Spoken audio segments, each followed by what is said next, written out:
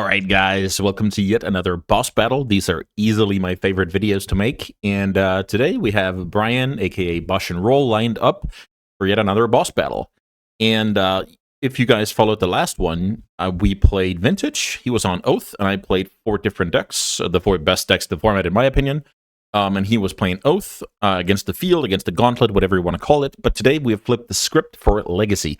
Now I get to play my favorite Legacy deck, and I get to play against the top 4 decks of the format. The whole point is to showcase it from my point of view, the expertise, the small details that goes into every different matchup. And from his side, the point is to, showcase how to attack Reanimator from multiple angles. Let's see who comes out on top. Who knows? Yeah, I don't want to talk too much about this deck. I've talked about this deck for a long time because it's such a good deck. So I'll just let the matchups speak for themselves. I am using the same 75 as I would if Eternal Weekend was tomorrow, so use that information to do whatever you want. This is the tournament, the deck rather, that I took down, or lost the finals rather, last weekend when I played a Legacy Challenge. I've been doing consistently well with this deck, many top 8s under my belt. And yeah, would recommend to anyone who enjoys, tapping Underground Seas and producing big monsters. So yeah, thanks so much for being here. Let's get to it.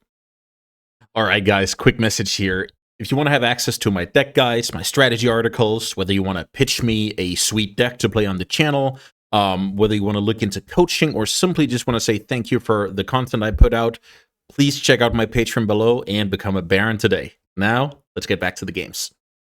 All right, welcome everyone. Round 1. I'm playing my blue-black Reanimator deck. I'm playing against Bosh and Roll, who's going to play the whole gauntlet of top 4 decks in Legacy. The first one being blue-black tempo / blue-black midrange, and as usual, we don't know each other's exact lists, which is, basically, if you're at any tournament and you saw a random player, playing a certain deck, you don't know their full 75, so this is like the equivalent of, scouting the top tables, and that's basically all we know. I mean, Brian could have obviously looked up or just seen my deck list scrolling Twitter, because I haven't changed it for a while, and that's just, that's just the name of the game, right? When you're playing a known entity. With that being said, I don't know if Brian's on Nethergoyfs or Fanatics or whatever the case may be out of this tempo deck. Hey, there might even be Delvers in there. Who knows? Brian's on a mulligan. I'm going to keep here. I have, Cycle Troll, Cast Animate Dead. That's a reasonable opener. Let's see here, the basic island. So this basically says that Brian has not studied my list, which, it's good for the integrity, but it wouldn't be illegal for him to do so. Because I don't play Wastelands. So, pretty interesting. And could come up if Brian needs, to fire off a double black spell at some point. Could come up. Let's see. Let us see. Entomb, what a draw. So, that card is pretty good. So now I could have chosen to go cast it in my own turn, force Brian to, make it bad time days, but I'm actually going to stick to the troll plan, because traditionally, blue-black has a hard time dealing with trolls, so... Okay, this is not what Brian wanted. Like, not using your mana here. That's not impressive. I will say this could be Orcish Bowmaster. Let's see. I'm also going to sit on some basic lands here.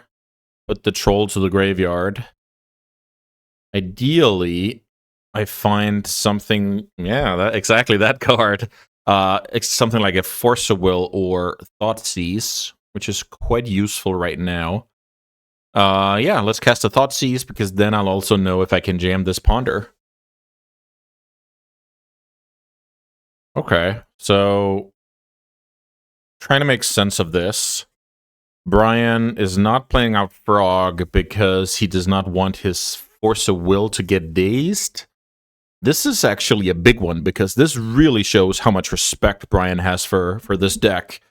If you're unwilling to play out your card in order to not lose to the nut draw of Entomb plus Reanimation plus Daze, that's a lot of respect. With all of that being said, I'm going to take the Force of Will here. I don't care too much about the frogs.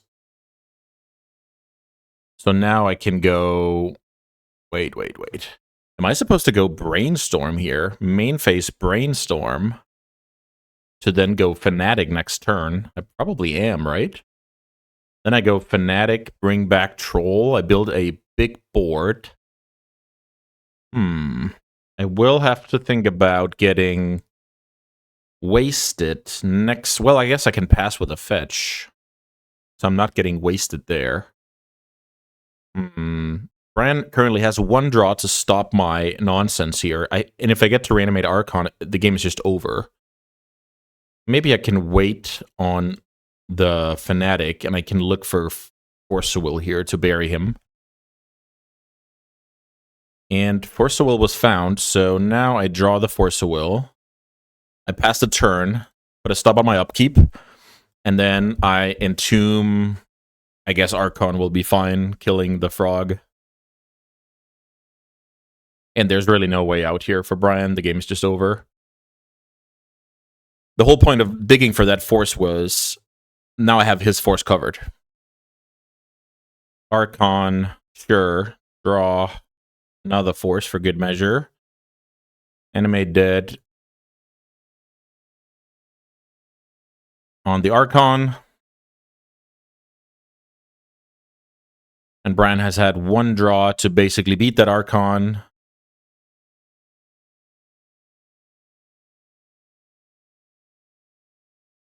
And that's going to do it. All right, so once again, this deck is very, very good. So obviously, good timing, drawing into the Thoughtseize, finding the Force of Will for good measure, but you know, that's just what the deck can do out of nowhere. So playing against that deck, I don't like all my counters. I do like keeping my plan. Also, Brian does not know what my plan is. I have a couple of Dark Betrayals here. I have Push, Shoot the Sheriff, double Baragoyf, that's 6 cards, and then the 7th card being the Brazen Borrower. So this is my sideboard plan for the matchup. I still have my plan A, but I add 7 cards for my plan B because realistically, Brian is going to have the graveyard under control. Things are going to get a bit scrappy. And this is where I want my Metamorphosis Fanatics to, you know, do some heavy lifting. That card was an insane addition to the deck because it makes me better in sideboarded games, even though, sure, if my opponent has a, I don't know, Spell Bomb in play, I don't get, you know, the bonus of this card, but I still exhaust that resource, and then I still have a 4/4 lifelink that does not die to Fatal Push. So pretty cool. So that also means that we might see some more, you know, instead of, you know, fast Atraxa or fast Archon, I can go like mid-game or after having exhausted the Graveyard Hate. So pretty normal play pattern there. And game 1, that's basically a big strength of this deck, is if the opponent is trying to fight with, you know, Force of Will and Fatal Pushes and Wasteland, they needed to put up a serious clock. Otherwise, I can just slowly sculpt and produce a fatty and win the game.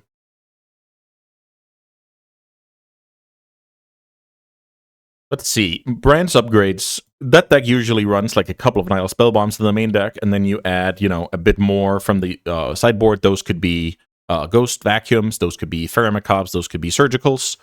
So that's like on my radar right now.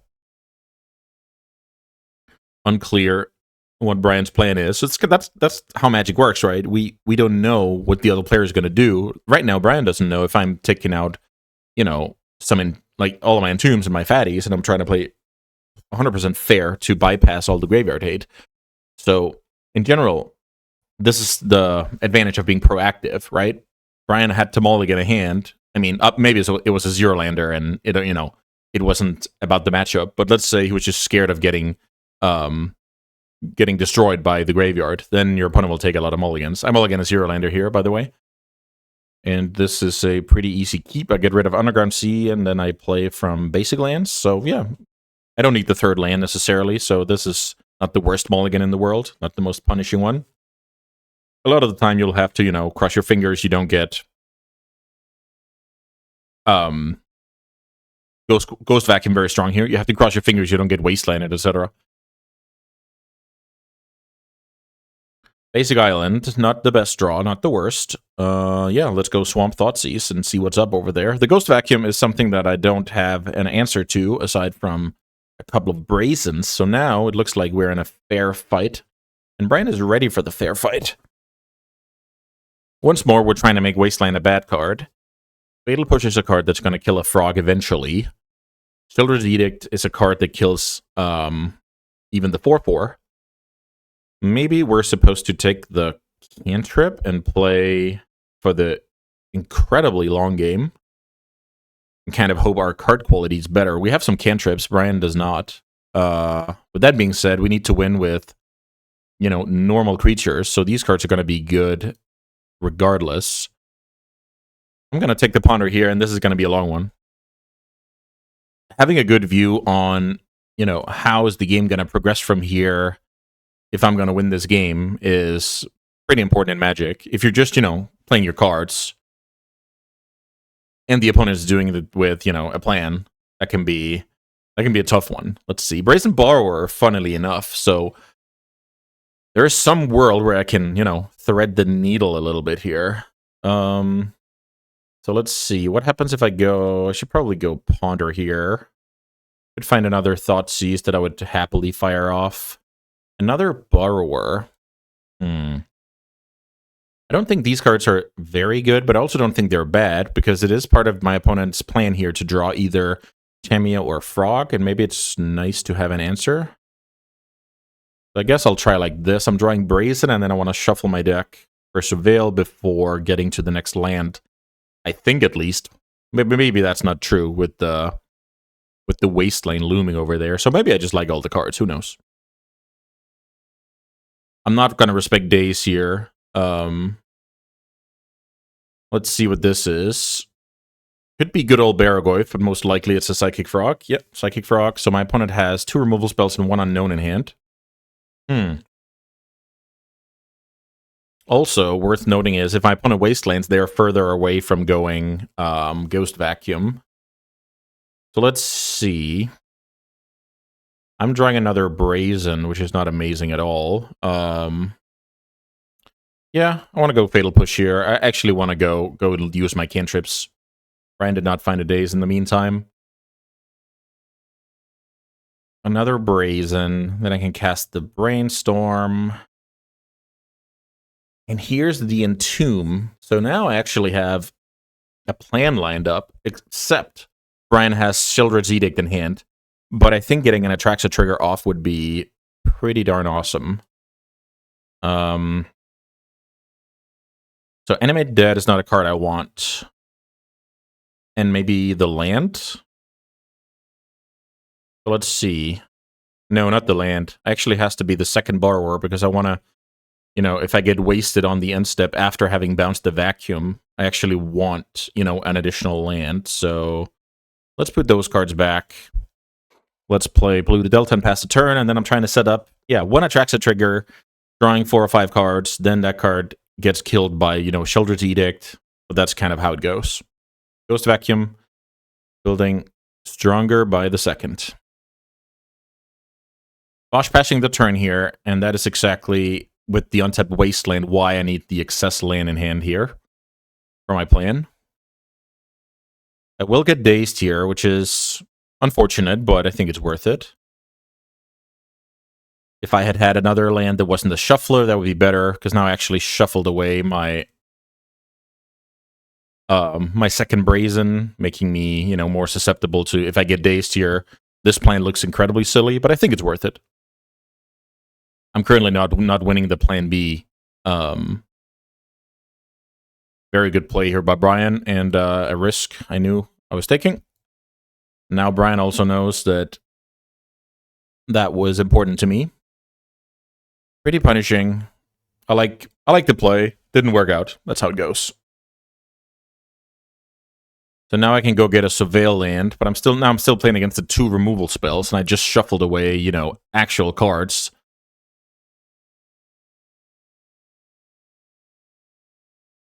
So I think there's some world where, let's see, Nethergoyf. Can I do anything smart here? Maybe the plan is to... I actually have a fun idea here. Let's see if it works out.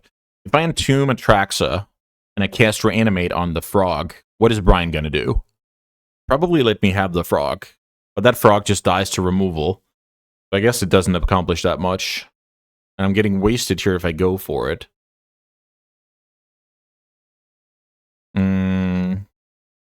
So that play would eat a removal spell. Is that how I get back into this game? Okay, I'll try it, but I'm not incredibly hopeful. But let's go Archon. Let's sacrifice. Let's surveil. Land is not useful. Let's see.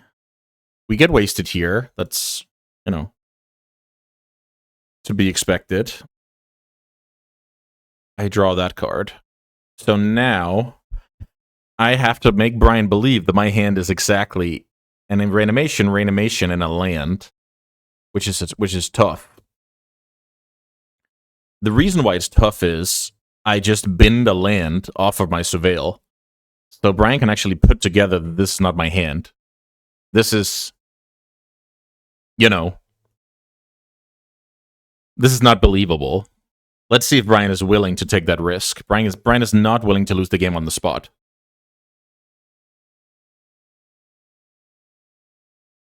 So, I mean, it was a little bit of a moral victory. So am I allowed to... I should probably not give my opponent an Archon here, under the vacuum. So now I have a Flying Frog that's going to die to Fatal Push, and I'm kind of back where I started, but I exhausted a removal spell I was not supposed to exhaust. So sometimes, thinking creatively, I mean, who knows? That could be the reason why I win this game. Like, that's what you have to believe, that your small adjustments can be the reason. I'm going to take 3 damage here with the Fatal Push looming. So right now, if Brian still believes what he played around last turn, Brian believes my hand is land reanimation, which is kind of interesting. I think I'm losing pretty clearly here, but who knows? Here's Fatal Push. And I don't even know what I have to do here because of the Edict. Okay, so now I can get rid of the Edict. Go to 8. Yeah, this is terrible. So I think what I have to do here is play the Frog out. And then Miracle. Yeah, that's what I have to do. So I play Psychic Frog. That card will maybe trade for a removal spell. If it doesn't, then I get more draws. I'm going to take the damage from Nethergoyf, and then I have to get lucky. Surveilling end of turn here. Brian keeps the card. Bad news for me. So this game was awesome. Like, just showing the power of the Ghost Vacuum. Me trying to set up the perfect Brazen Borrower turn, getting punished by the days. That's just great magic. So now what I should do is probably pump both of these cards into the Frog and kind of force the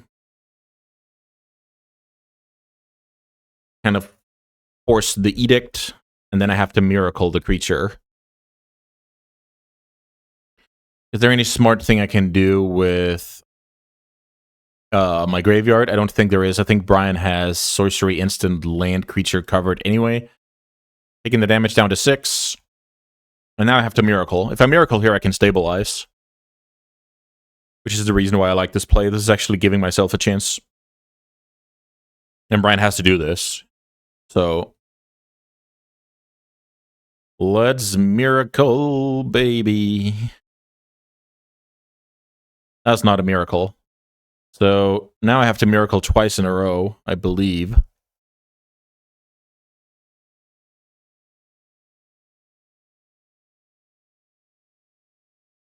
Psychic Frog goes under the vacuum. I'm getting attacked down to 2. And now I have to Miracle and Chum Block, and then get some life and, draw out of it from there. Also, just killing... Oh, okay, here's a second Nethergoyf. That will ice the game, I believe. I guess I can still hit the Miracle, but it doesn't do much. Okay, that was cool. Great game, great display of the Ghost Vacuum backed up by, reasonable stuff. Just removal spells and some 4/5s, and that'll do the trick. I think I still like my setup. I'm just gonna let Brian next level himself here by waiting a little bit. We can talk a little bit about the strategy. So I'm keeping my main strategy, but I'm also a blue-black mid-range deck with these cards, right? Bunch of removal, even a couple of Dark Betrayals. Thoughtseizes can work in any game. I will say, with a card like Ghost Vacuum in play, it's so hard because I have to either overwhelm it and somehow have 2 reasonable targets for that turn and the mana to cast 2 reanimation spells, or I have to hope for an Insta Brazen, which is a tempo play that I hope works out, but if it doesn't, I look super silly like the game we just played. But with the Wasteland on board, I think it's better to force Brian to have seen the days within the last couple of draws than, you know, getting Wastelanded and not going anywhere. So it's better to force him to have a 3 of or 4 of than force myself to rip a whatever, how many lands I had left, 12 or whatever. Just way better odds. So happy with that decision. I got to get a little bit tricky with targeting my opponent's frog, soaking out a removal spell, which could have led to me having a creature in the end, but this time it didn't. But I think it's a good one to highlight anyway, because it's at any day of the week could be the difference maker. Yeah, let's see. Great game so far. Me showcasing the nut draw and Brian showcasing how Graveyard Hate changes the equation.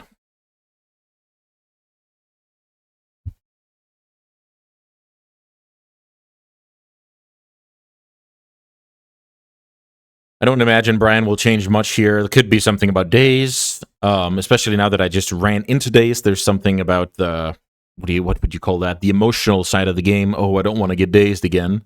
And that could lead to some percentages that Brian might be interested in re-rolling rather than actually having the days in the deck, especially on the draw when it's less likely to be backbreaking. But yeah, let's see. Depends on this. It depends on the sense of urgency whether I respect that days or not. All right, I'll be on the game on the game. Yeah, sure. I'll be on the play for game 3. The sand is an obvious keep. I'm trying to think about how to play this brainstorm. I'm probably going to turn to the brainstorm, and therefore I have to start on Underground Sea. Underground Sea is an invitation to get wastelanded, but I think that is acceptable. Of course, I don't want to see turn 1 Ghost Vacuum, but that's just how Magic the Gathering works. Here's basic Swamp, here's Ghost Vacuum.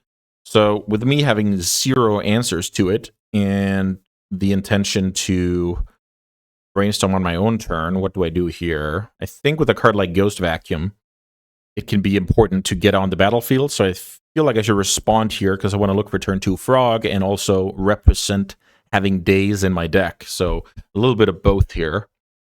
Okay, so these cards don't do anything for the time being, so might as well get rid of those. No shuffle here worth noting. I do have some Barrogoyfs that I can play. The problem now is my opponent's deck is better than my deck at the plan B stuff, and since it already basically him to Torque me, and I have worse draws in the future, it's harder to capitalize on, you know, this being in a vacuum, this is a -1 card advantage card, right? So I'm not brainstorming here. Brian's logic is keeping me off Barrogoyf here, which is pretty awesome, because if I had a frog, I would have played it. That's just how that works. And let's see, next turn, I'm drawing the Animate Dead. Here's Nethergoyf. Okay. Then I'm going to untap and cast a Brainstorm. Let's see what I'm up against, or let's see what I'm finding here. Oh, shoot. So I have to draw one of the bad cards once more. I can push the Nethergoyf if I want to. Unclear if that's a good play. I don't even have my 3rd land for next turn. Oof, this is terrible.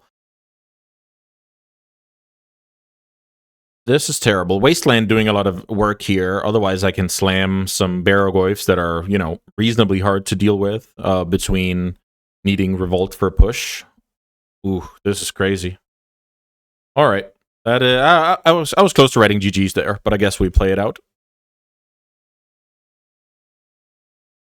I don't think now I know I have no plays for the next couple of turns, so now I don't think I'm allowed to kill one of those small creatures when they're hitting so slowly.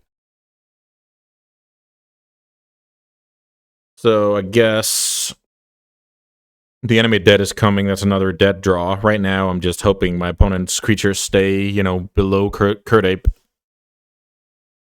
Here's Nile Spellbomb. Reasonable.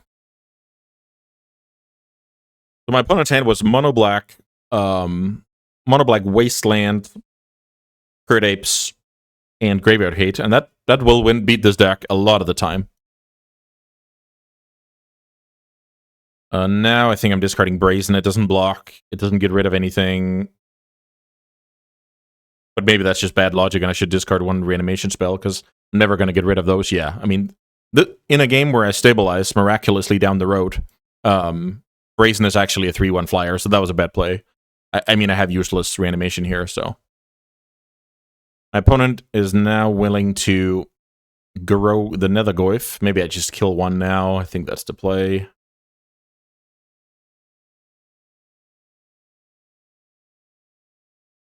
Unclear if dazing here is good for my opponent. I mean, it will increase the clock meaningfully. Okay. I get dazed here. I don't like it. Not gonna lie. I don't like it. Here's a Brainstorm. That's a nice one, because I was about to say the mana would have been wasted, but Brainstorm here is definitely a good reason to do it. And now I'm going to go down to 11, and I'm going to be running out of time here. So let's see. I'm going to get attack down to 5, and then I need to Miracle, and I need that Miracle to resolve. I mean, it is a non-zero chance. Cycle, cast Ponder. This is not a Miracle, so let's draw.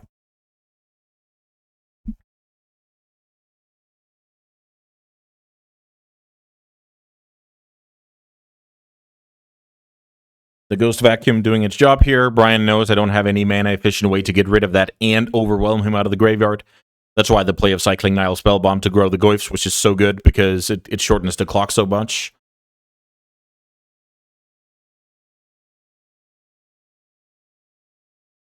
And we need the Miracle. We did hit the Miracle, which is kind of cool. So now, my only hope is that Brian, you know, spent that daze on something he didn't have to, and then he's in trouble against this with a handful of Fatal Push.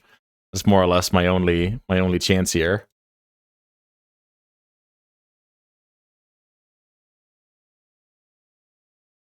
Here's the Brainstorm. Try and find the Daze or the Edict. Both will finish the job.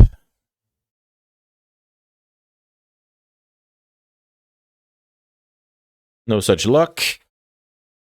So now Brian's plan is to either kill it or grow the Goyfs by 1, and that would also do me in.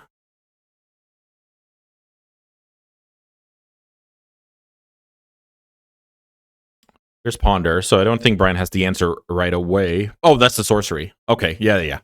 Okay, fair enough. That's the sorcery. That was the type Brian was missing here. And that's definitely good enough, because now I have to chum block one to even stay alive, which is obviously terrible. Because now I'm not getting anywhere. I needed my opponent to pass the turn here to actually get into the game.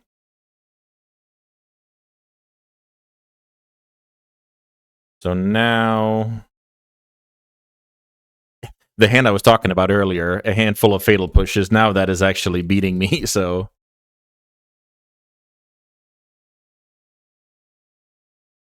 The Wastelands were awesome this game. Could have jammed some Barrogoyfs in earlier if it wasn't for those. And yeah, Brian controlled my graveyard, Brian controlled my lands, and got me with the 1 mana, the 1 mana 4/5. But they were 1/2s at a long time. So pretty sick match. I loved the showcase of the matchup here. I think it's pretty representative of my experience. So yeah, down a match here. Blue-black tempo got the best of me. Stay tuned for the next one. All right, next match is upon us. Brian is up a match, and Brian is now playing Eldrazi's. which can be incredibly scary, especially the card Chalice of the Void is something that I'm scared of with this hand. Generally, you want to try and overwhelm them with your plan A, but this hand, I mean, this is a key. I just have to think about how to play it. Pretty sure I'm supposed to go turn 1 Ponder. Turn 1 Ponder looking for Force of Will, most likely, and hopefully one other, reasonable card. If the other card is not reasonable, I can upkeep Cycle the Troll. But yeah, very, very interested in finding Force of Will. I guess if I find something like a Reanimation spell, it's probably too good to pass up. If Brian gets into the game, Brian has stuff like Kozilek's Command that can control the graveyard, which is not ideal. So here's a Reanimate. So this is exactly what I was talking about. So I guess what I do here is I put the land on the bottom. Yeah, so I do like this. So now if Brian goes Chalice, I can upkeep cycle the... Then I don't upkeep cycle the Troll, right? Let's see.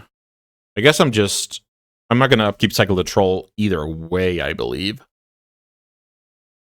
This is a tough one. Here's Chalice of the Void, so that'll dead my whole hand. And now did I misplay this? Maybe I did.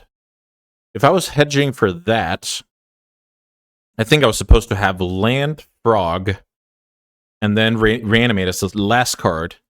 And then if Brian does not go Chalice, I can then brainstorm. Yeah, then I can brainstorm into the Reanimate before casting Entomb. Yeah, that was not good. So my next card down is Land. Not a card I actively want here.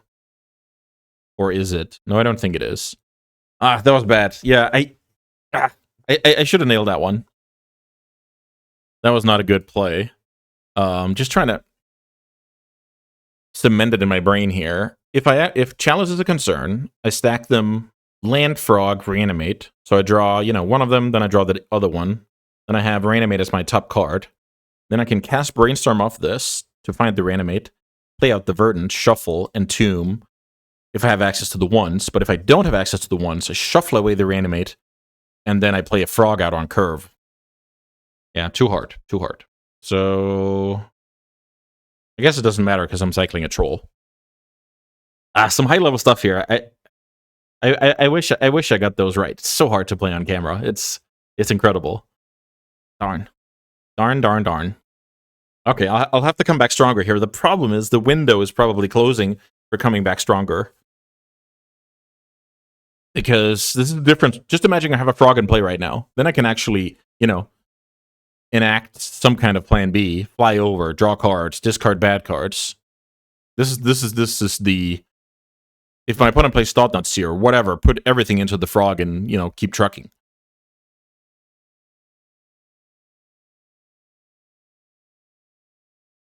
Fleshraker is acceptable.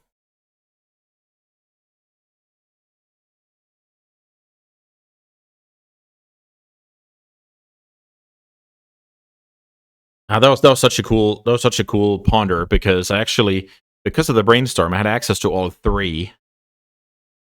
So the hedge that I was talking about didn't work. Well, it was half a hedge, if that makes sense. So now I have to draw my one of Brazen Borrower to have a shot this game, I feel like. Am I realistically playing around getting double wasted? I think that's okay.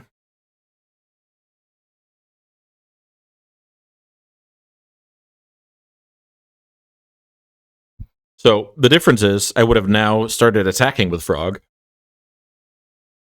And that's just, giving up free cards, giving up time. Brian now has 6 mana to work with. Another Fleshraker. Yeah, this is not good for me. 4 uncastables and getting Fleshraked on.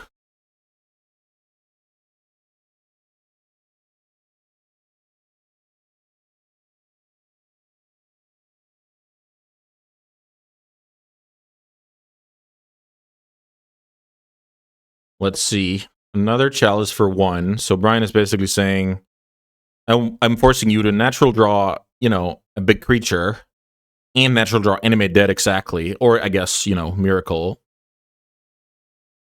The Miracle guy is probably my way out of this game. Oh, Thought Seer. I'm gonna cycle here, and then I'm gonna put everything into the frog, I feel like. That's so funny. Cycle. Discard.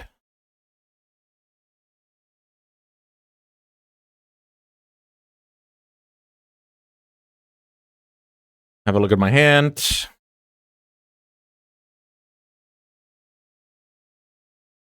If my next 2 draws are something like, I don't know. Maybe this is just... Maybe I'm just dead. Maybe I can't even draw out of it with, natural draw on creature plus...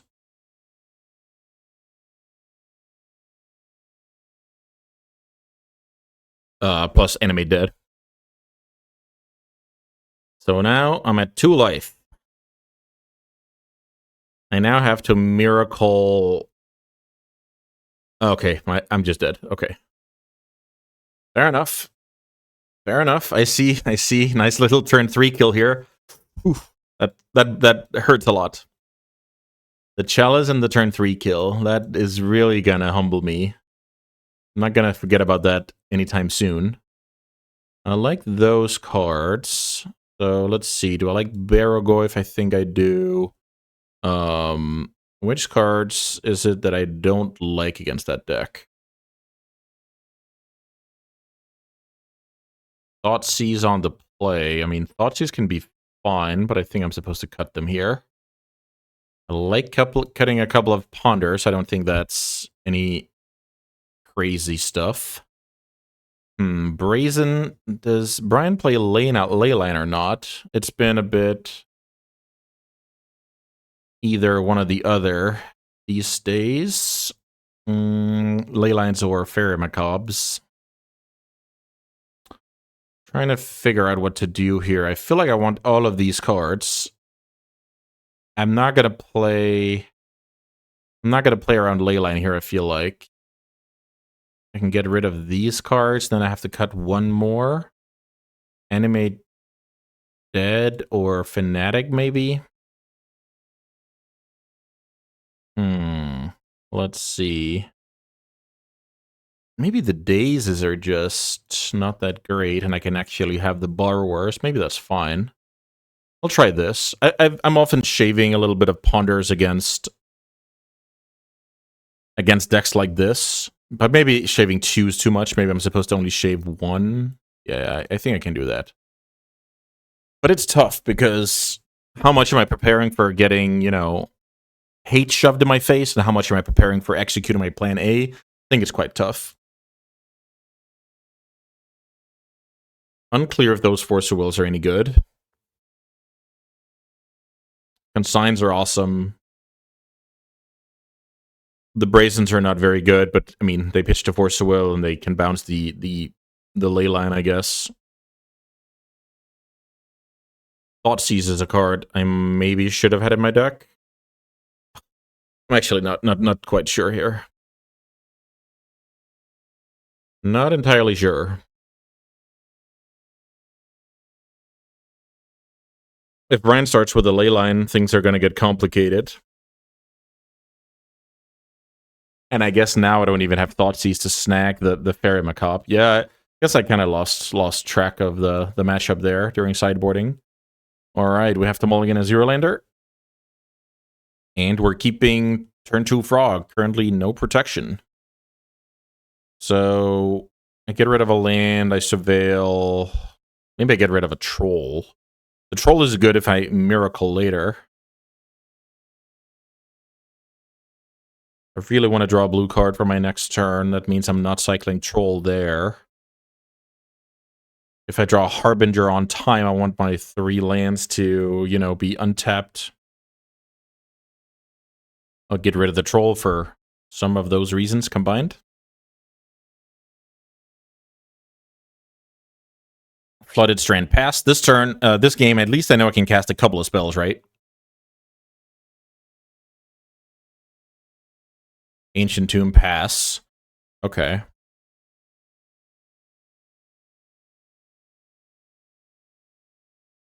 Let's go Undercity Sewers, try and draw a blue card. This is not a blue card, but it is a high impact card for later. I'm actually gonna go kind of all in on this frog, try and find the blue card. Okay, I guess I just find another copy of Entomb. So if my opponent plays Thought-Knot Seer, I have some options, and I'm not sure which one is going to be better. If I let it resolve, my opponent will shoot the Sheriff, and then I can draw a blue card. Yeah, okay. I was thinking about putting everything into the frog, but I actually think that's wrong. Let's see what this is.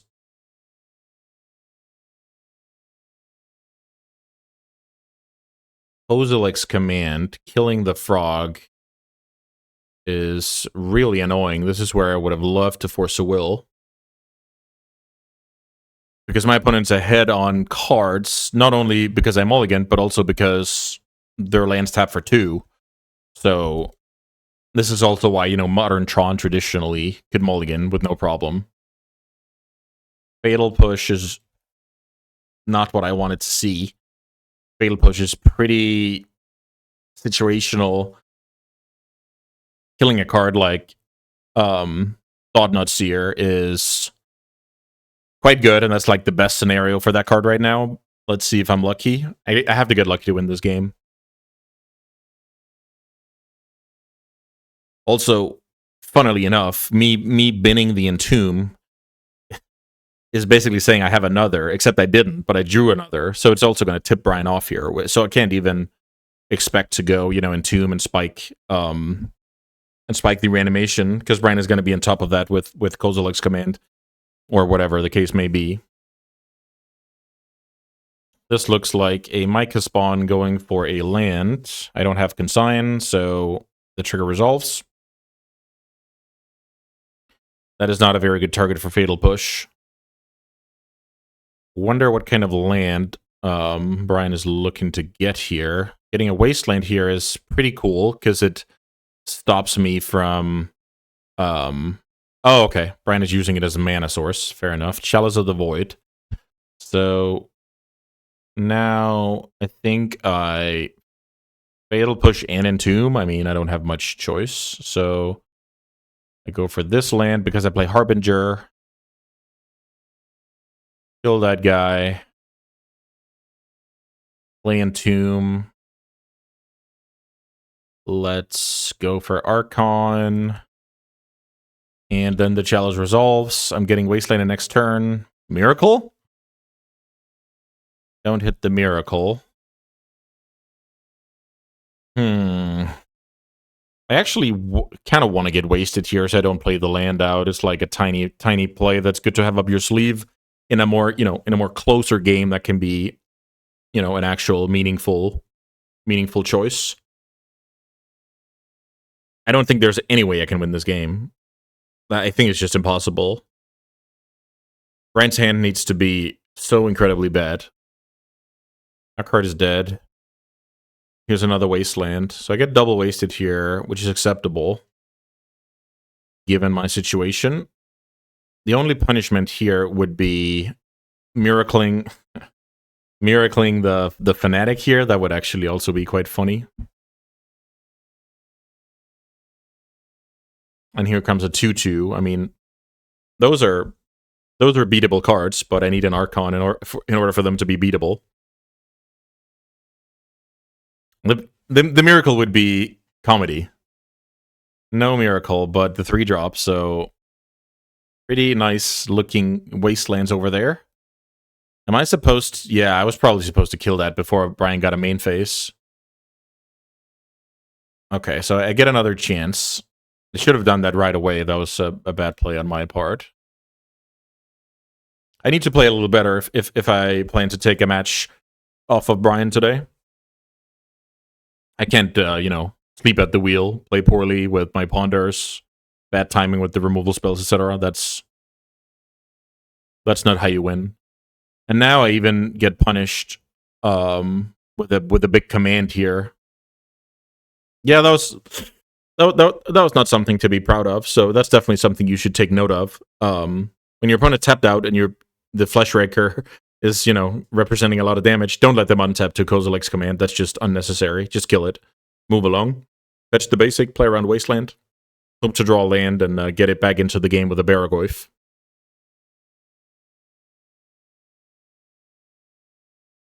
Lots of small stuff here that I can do on top of my game, but not today.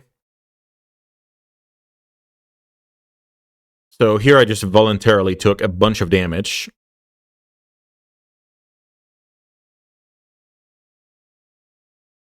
Proactively getting rid of the graveyard is smart here.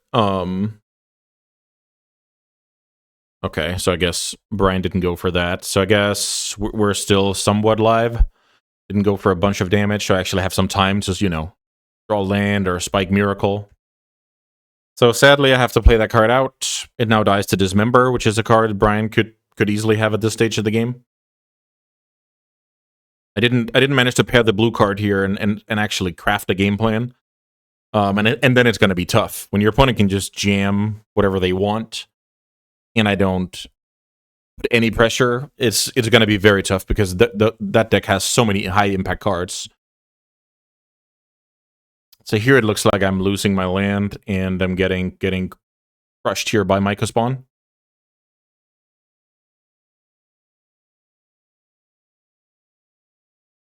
And this is the perfect play because now Brian is also slamming the door that I'm still in a position where I could spike the Miracle, discard the Baragoyf to Psychic Frog, and then dominate the board. So Brian must try and reduce that risk at all costs. Here's Gaia's Cradle, tapping for 3, so I guess another creature's coming.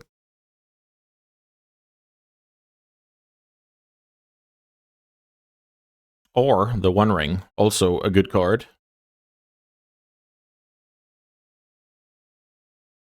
Draw. Polluted Delta, laughing at my face here.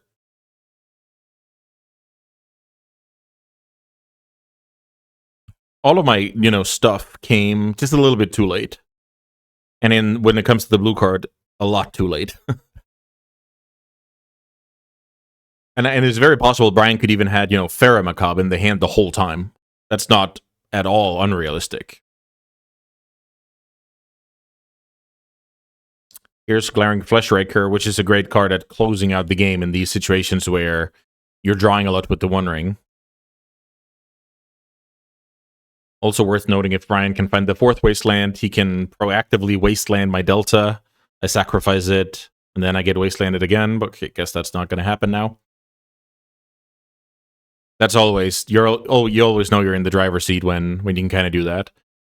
But it looks like I'm getting bounced here by a Wastscape Battle Mage. Let's see if that is true, or it's just randomly the blue in the pool for an uncounterable, what do I know, Thought Not Seer or whatever.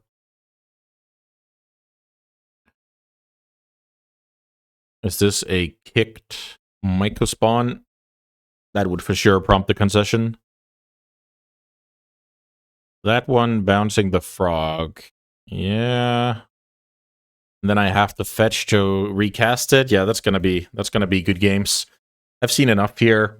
Solid beating here. The Eldrazi deck really destroyed me from start to finish. I wish I played a little bit better.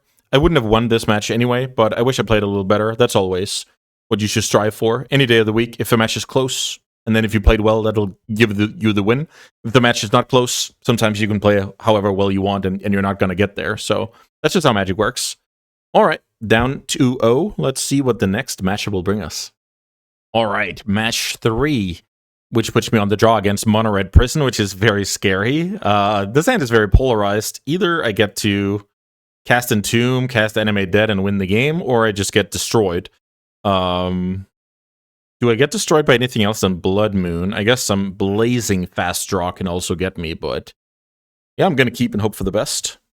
I don't know which list Bosch is running. I know that it just won Eternal Weekend Asia, And that list was very straightforward, aside from the 4 copies of Lelia in the deck. That deck did not have any main deck Graveyard Hate, but the way I build the deck, I have made a Graveyard Hate, so let's see.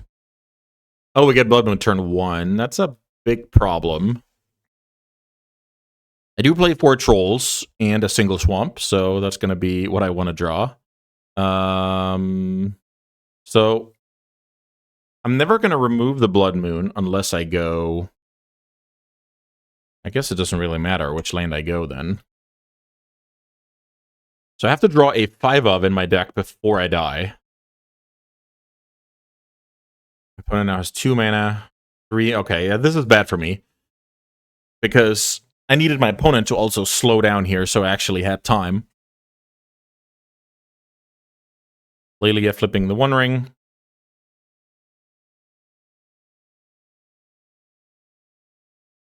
Here's a Daze. So yeah, pretty high level magic here. The Blood Moon and then the fast clock. Not a lot of agency here. If I play first, I win the game easily.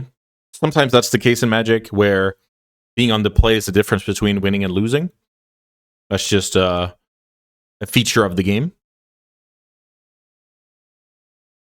Okay. Let's see. So if yeah, now I think it's just too late, because now I get hit to 8. No, maybe it's not too late, actually. Okay, now it is. The Bombardier makes it too late. All right. We go to sideboarded games. Mono red is awesome when you have the Blood Moon.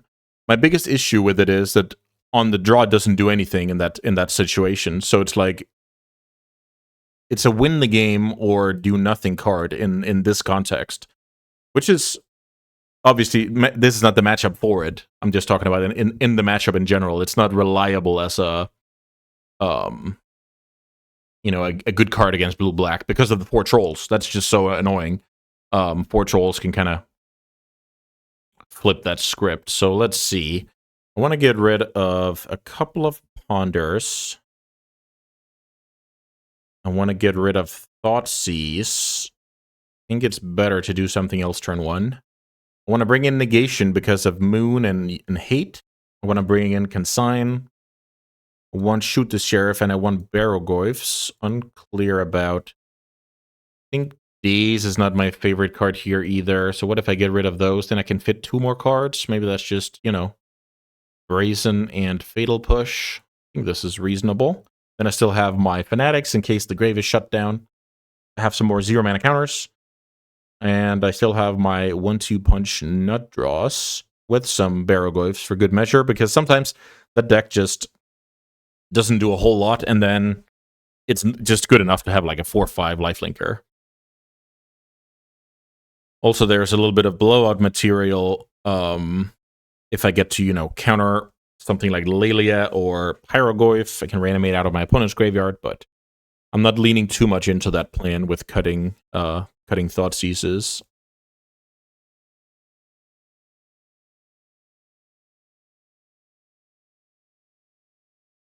Let's see if we can do better. This is shaping up to be quite the beatdown. I haven't had much of a chance.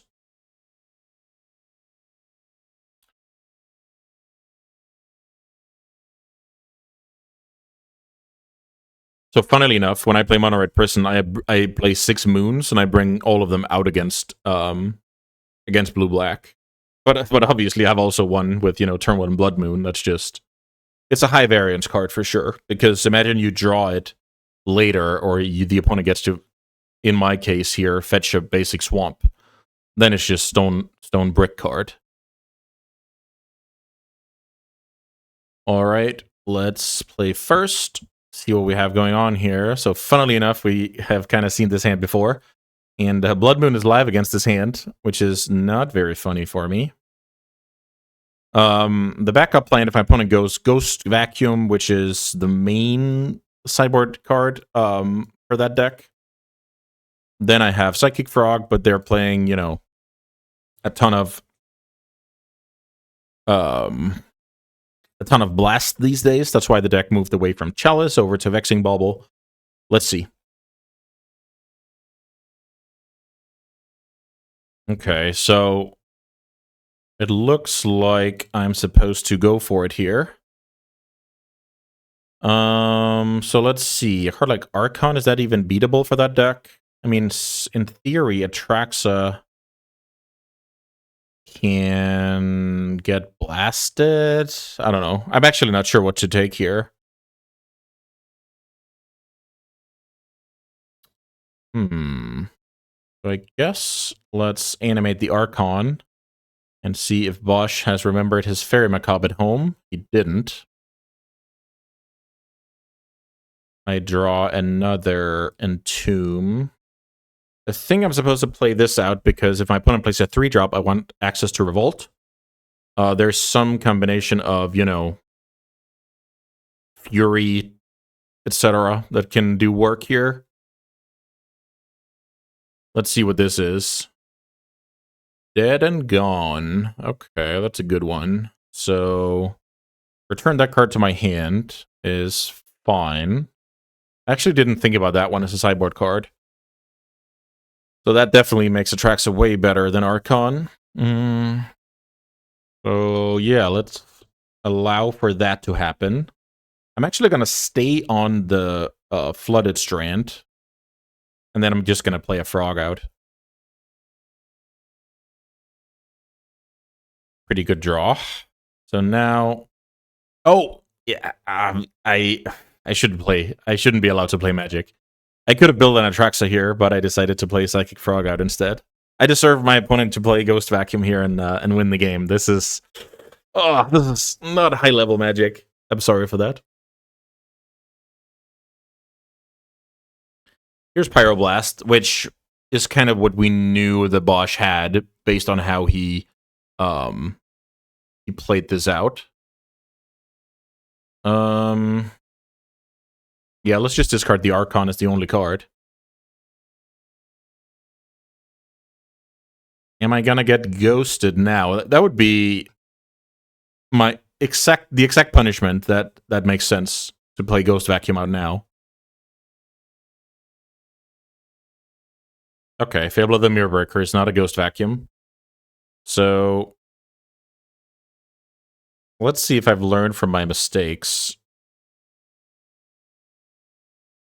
Also, what happens if I go Entomb a Fanatic, reanimate the Fanatic, get back Archon? Is that backbreaking enough?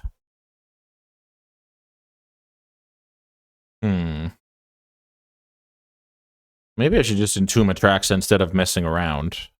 I don't think that exactly has brought me much good. Entomb, Atraxa. Try and Miracle. If I don't, I animate dead. Animate dead Atraxa. Look at me, I've learned from my mistakes. Let's see what we can find here. There's Force Will blue card, which is a lock.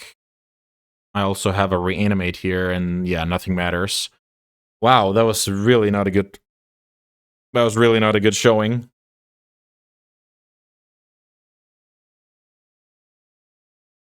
So now, being back on the draw, my sideboard is actually hedging a bit for that to begin with, I will say. Because the Dazes are worse now, obviously. Thoughtseizes are worse now, obviously, but I already had them in my sideboard, so there's that. The matchup becomes a bit more scary now because I can get, you know, Mooned or whatever. I only have 5 forces, but I do have 5 swamps as well between the 4 trolls and swamp. I would guess that Bosch is willing to bring the moons back in, or, you know, maybe had them all along, who knows?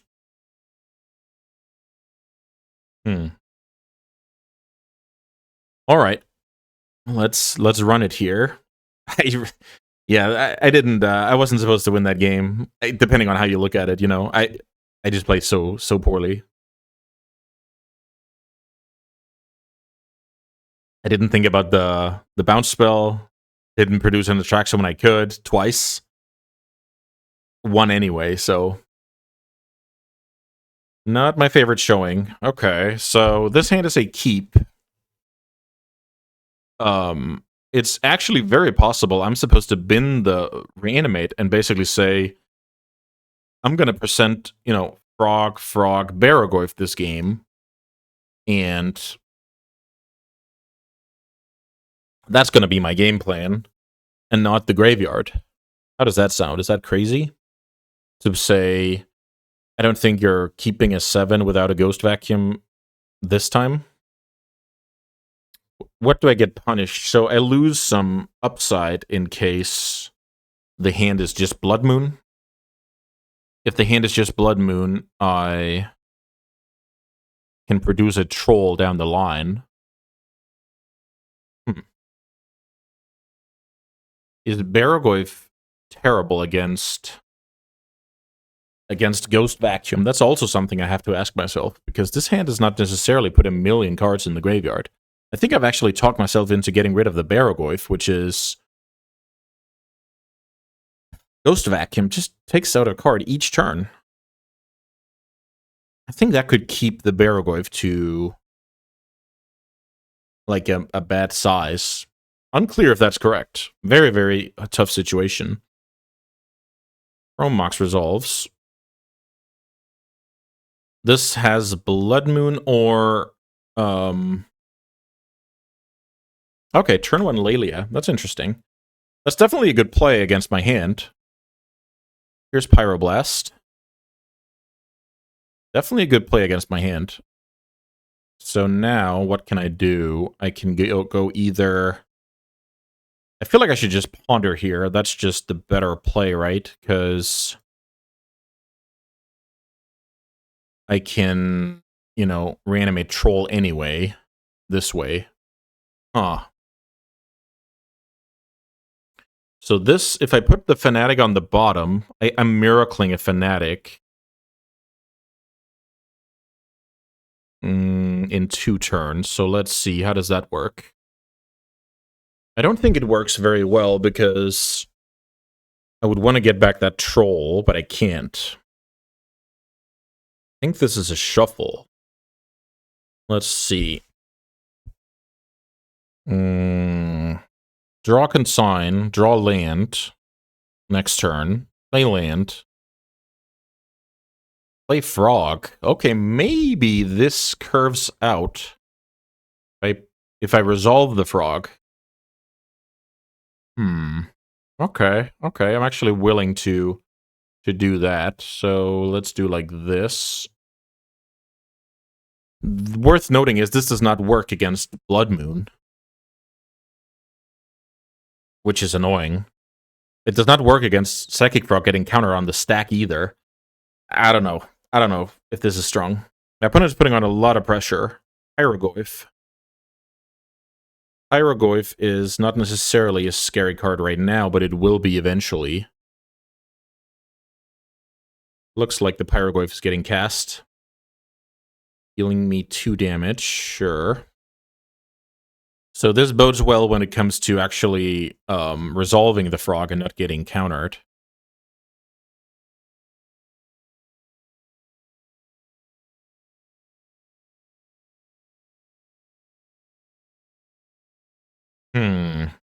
Unclear if this is too late. Like, just a card like Bombardiers will just straight up kill me. But I think I crafted somewhat of a plan. Deviated away from the Reanimate being, reliable because of life. Using the Frog as a discard outlet. I think I'm giving myself the best chance to win here. Which is, all I can ask for. The bauble here is not a good sign either. So now my opponent can do this, which is funny. So Lelia goes to 5. Broadside Bombardiers revealed. That means if my opponent has a soul land, I just can't win. So I'm obviously getting destroyed here, but...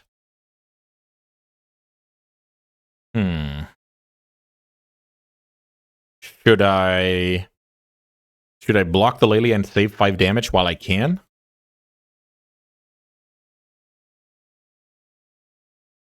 Or block the Pyrogoyf and Can I do anything smart? How many cards do I have to discard? So Reanimate is kind of a dead card. I don't mind discarding that. Undersea the Sewers, same thing. And the Troll. And then I remove everything but the Troll. Maybe that's how I play. So I get the Pyroglyph back down in size. Taking 5 here. I don't know. I'll try it. Reanimate.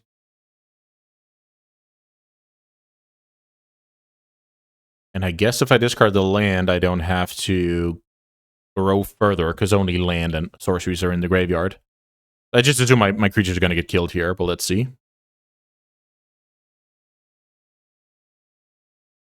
Okay, Dead Gone. Is that a beatable card? If I discard now Frog and Consign,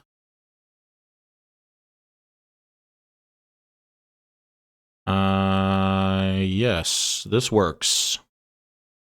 If I discard... First, discard the Consign. Is that better? So now I have to manage the Goyf. I have to make it so that there's only creature, land, and instant left, because I want the Troll in the graveyard. Creatures, land... So I want the Troll in the graveyard.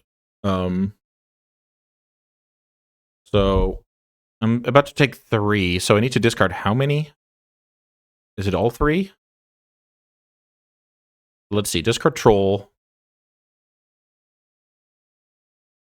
I think I have to discard 1 more. Right? So let's see. This is too tough for me. If I leave Troll, there's Troll instant land. That's 3. Right now, what happens if I discard... I wonder which is better. Consign or Frog? Maybe it's Frog. Let's do like this. I now have a 5/6, and now I get rid of the only sorceries. And then I leave instant land that my opponent has anyway. How does this look? I think this looks about right. Then I take 3. And then I Miracle, get back the Troll.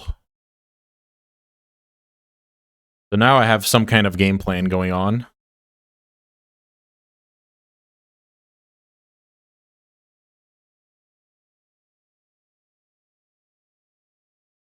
Fanatic, getting back Troll.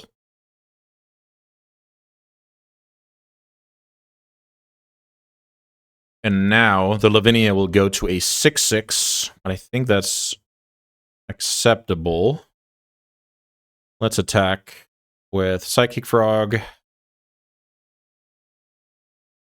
I actually know there's a card I'm losing to here, which is amazing. It's the double-faced red card, which would make Lele unblockable and put me to 0 exactly. So if my opponent has land on that card, I'm dead.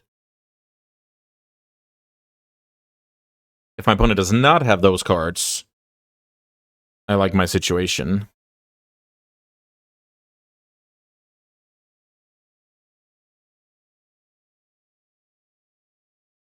Also worth noting, I can reanimate Pyrogoyf out of my opponent's graveyard for some sweet, sweet damage. So it's kind of now or never for the mono-red deck.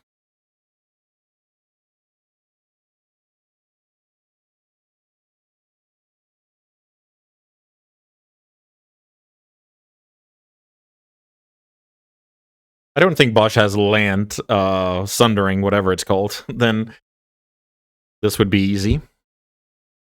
Also worth noting, land Bombardier is not lethal, because I'm at 6 and not 5.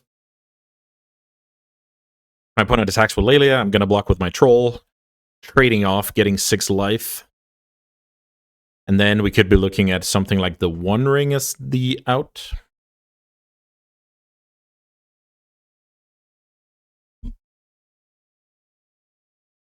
Also, very luckily, I blocked with Frog, even though I expected to get Pyroblasted. I needed to trust that Bosch was representing the Pyroblast, you know, playing out the bauble first, attacking with conviction. That's just gonna say, oh yeah, I have the Pyroblast, so yeah, feel free to put cards into that frog. But in the situation when I'm so much behind, I can't worry about that stuff. And even if, you know, that was the case, I still wanted to put the troll into my graveyard and make this kind of comeback, right? So it's just very important to play to your outs. That's selling it short for sure. But you need to squeeze however much you can out of, you know, good situations and bad situations. So this looks like a 3-drop, and it's not going to be the unblockable one unless, you know, Bosch went to the bathroom or to the kitchen and came back and realized he had lethal. Down to 12 life here.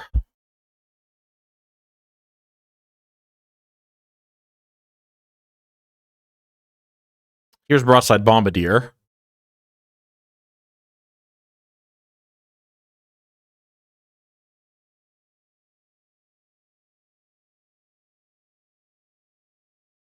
I'm trying to see if I just lose here.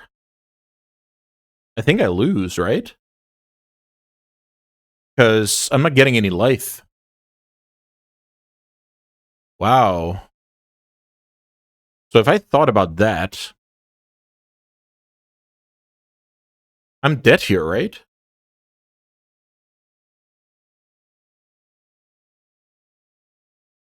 Yeah, I think I'm dead, right? If I double block this, no. Okay, I think. Okay, so I double block the Bombardier. Got it. Because if I block this, I'm just dead. So now I'm taking 6, but I'm gaining a bunch. I just thought I was dead for a second. That was cool.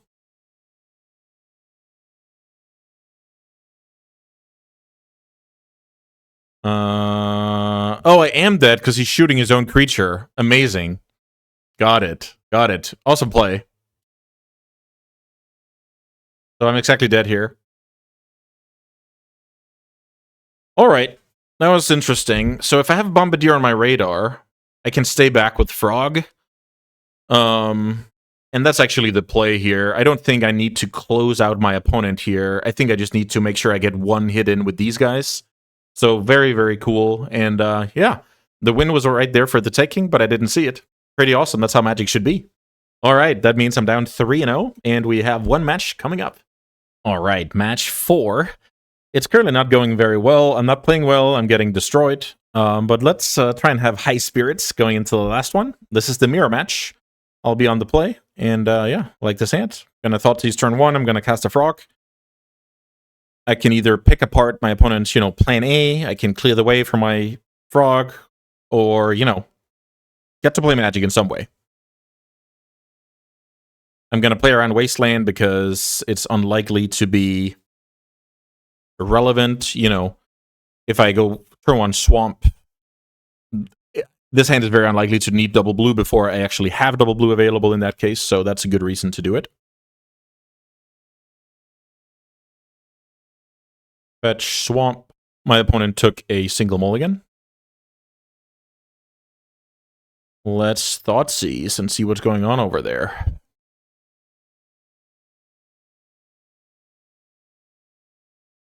Days, Force of Will, Frog shenanigans. So, funnily enough, this is a hand where I'm taking the days, looking to get forced, trade the push, and play on from there. Neither of us have any reanimation potential. The only difference is I know that Brian does not have that, and he doesn't know what I have. So the information game is pretty big. Polluted Delta, go. I will fetch an island and cast Psychic Frog. Ponder is a decent draw for later. Island, Psychic Frog. If I get forced here, it's fine. It's kind of part of the plan I was about to say. Or at least the poison that I decided to pick.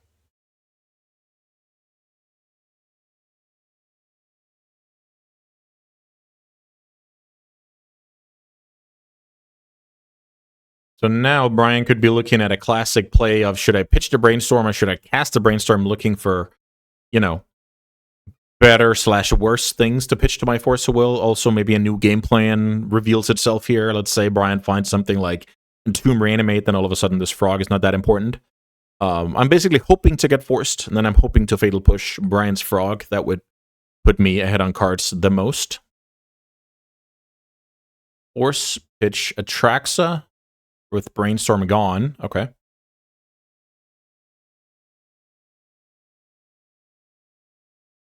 So Brian is now on a mulligan and had to force a will, so I'm obviously ahead on resources. Here comes Misty Rainforest, fetching away most likely the Underground Sea, but could also be something else, of course. Here's Psychic Frog. Could be 2 unknowns in hand. We don't know for sure. Nice Reanimate. I actually really like that card here. Let's Fatal Push the frog, and let's Reanimate our own frog. I think that's how we play Magic.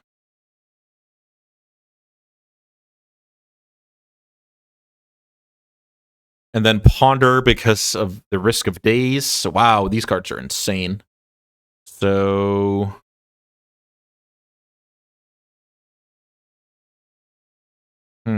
interesting. What happens if my opponent has exactly Thoughtseize Reanimate?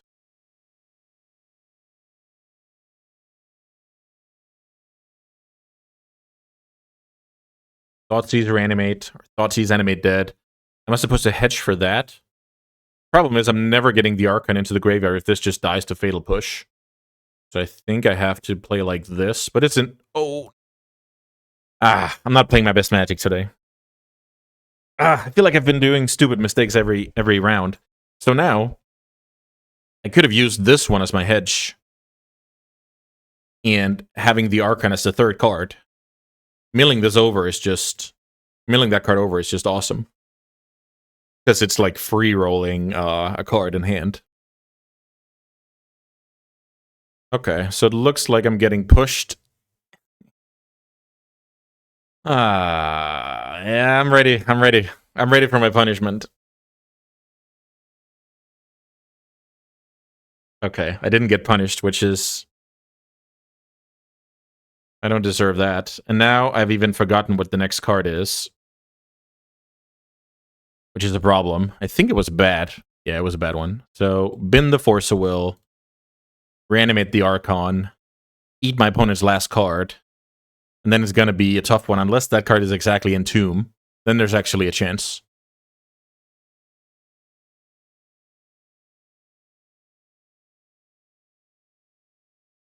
Brainstorm. Okay, that's a cool one. You kind of get rid of the worst one, and then you play on from there. But those cards have to be very good.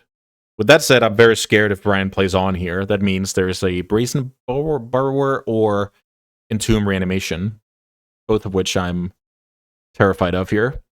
So yeah, the play the other turn is to not expose myself to the Fatal Push plus Reanimation risk, and simply have, instead of binning the Force of Will on this Surveil, having the Archon there. That would have granted me free Force of Will in hand, and no risk on the side of my opponent. So, yeah, lots to learn here. Which is, thankfully, the main purpose. If I was here for the winnings, I would be having a terrible day. But thankfully, I'm having fun here. I'm playing Legacy against a great guy with a lot of unique situations coming up. So I'm not complaining at all. I'm just sad I couldn't, display higher level of play. So for the mirror, I'm actually gonna bring out my all of my broken package. So let's see. All of my Entombs. Let's see what else we're doing here. All of my forces. That's 11 cards. Oh, no. Please don't cut the Fatal Push.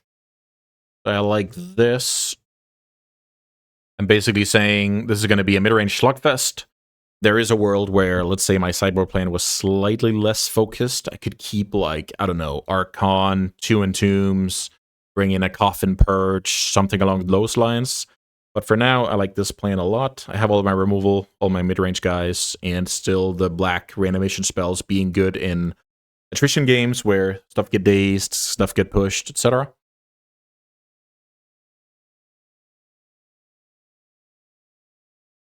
So that game, what can we learn from that game? That if you mulligan, you get Thought Seized, and you have to force a will, then you're behind on resources, and then bad things are, it's only a matter of time before bad things happen. Also, yeah, minimizing risk is just so big when it comes to high-level Magic. Yeah, so for me, that game was a loss, if that makes sense. I want to do my absolute best every time I play. Oof, I've been clicking this button too much today. That's another thing. I feel like I've been mulliganing a lot. Maybe Bosch has been mulliganing a lot as well. I can't really remember. But the point is, you really want to... You want to minimize risk. You don't want your opponent to randomly come up with exactly what they need. You want them not having that opportunity. That's what you want, right? So here's a brainstorm. That could be a desperation brainstorm in case bad things happen. So here, if I go for the fetch, I can go Surveil. Then I kind of lose out on some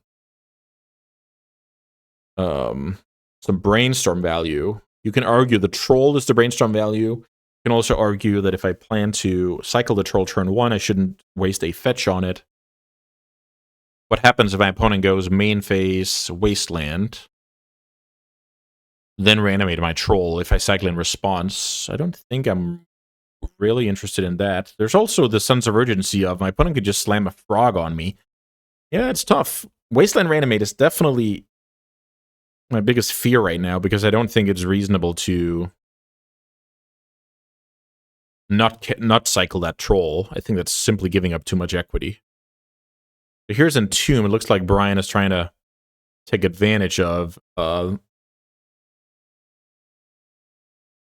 fact that maybe my sideboard plan is known. Here's a Daze. And I think this is where I cast Brainstorm. I don't cycle Troll because if you're willing to cast Entomb, this is the context that's important. If you're willing to cast Entomb, you already have Reanimation. You don't want just, a Traxa lying in your graveyard in the mirror. So for that reason, I'm not gonna cycle my Troll here. So these Reanimation spells are quite bad in a vacuum. They could also be fine. So maybe what if I go... I don't want the land, and then I hide the card Reanimate, maybe. Maybe I can get my opponent to Thoughtseize the enemy dead in that spot, if that's a card they're able to find. Ponder is fine, so... Let's see. It's free roll for Brian to play Ponder before the land drop here. If I had a land in play, you could argue it was Daze Bait. But seeing Entomb here definitely makes me curious if I want to readjust my plan for game 3. It's like a leveling game. If Brian gets, if I just have a Fair Macabre in my hand, I just let Brian play, and I probably make a good tempo swing / card advantage swing. But if I don't have it, I can lose the game on the spot, so it's pretty interesting. Second land comes here.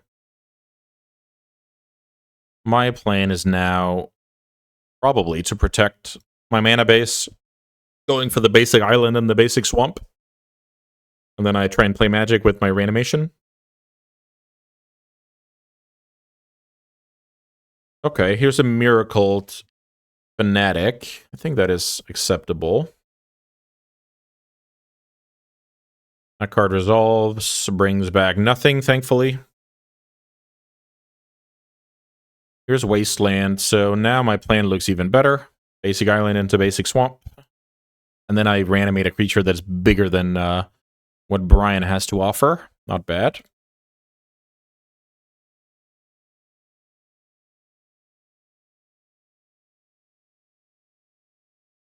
Fair Macabre could be good for the future.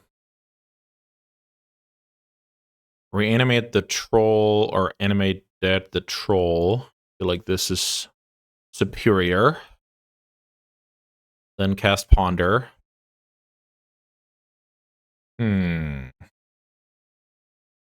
So now I can theoretically build another troll.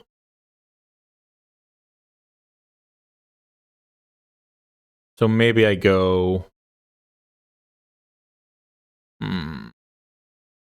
have access to the push, ready to cycle on upkeep if the push is bad. I think that's a solid logic here. Raise and Borrower, it's a good one. Mainly because the second copy doesn't really do me any good. Oh, the second copy of Troll, that is. So now I'm at a point where I play into Daze. I think that's okay. Not my favorite. Thoughtseize is a good one, but it's unclear if I have the luxury to do that. If I Thoughtseize down to 7, I get hit down to 3. All of a sudden, the Brazen from Exile is going to be lethal. So I think I exactly don't have enough life total to play around like that. Which is sad, because this is the difference between beating Daze or losing to Daze. And I would probably happily go to a low life total in order to avoid that. Solid tempo plan here by Brian. Reanimating my troll. I'll get rid of it alongside, I don't know, something out of Brian's graveyard. So now I dream of miracling a Fanatic. I'm at 5 now. No hardcast Brazen. Do you Wasteland here, Mr. Brian? Or do you want to lean on this Brazen in the future? You believe it could come down to that? Interesting to see. Wastelanding here will allow me to go Thoughtseize Bounce. Then I'm actually fine being on 3 life, because then I have access to my own Brazen before it's over.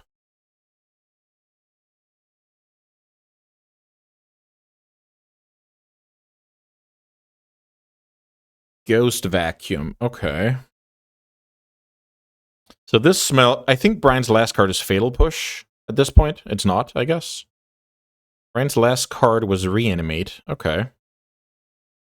So... that happens. Interesting. I draw Barrogoyf. What a draw.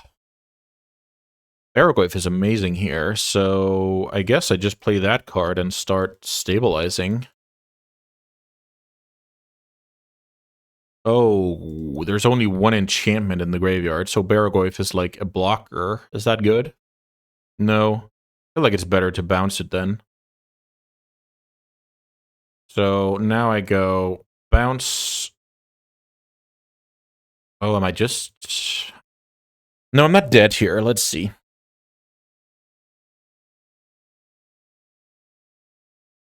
If I bounce the Metamorphosis Fanatic, I get hit down to 3. My opponent can then end step this one, which I'll have to deal with. So a play like... bounce that, Swamp Cycle for Undercity Sewers, try and find a land. That land will get me to 6 mana, which allows for Barrogoyf plus Brazen. I think that's what I have to do. Pretty interesting turn here. Undercity. Oh, I already played a land. Okay, well. Okay. Magic too hard. Magic too hard.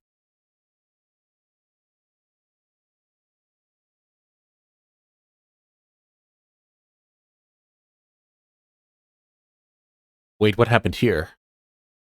Oh, my opponent can take the troll out, then take the Animate Dead out. Then it would have been a trade. Yeah. Now I'm getting attacked to 3. My opponent can play the Brazen.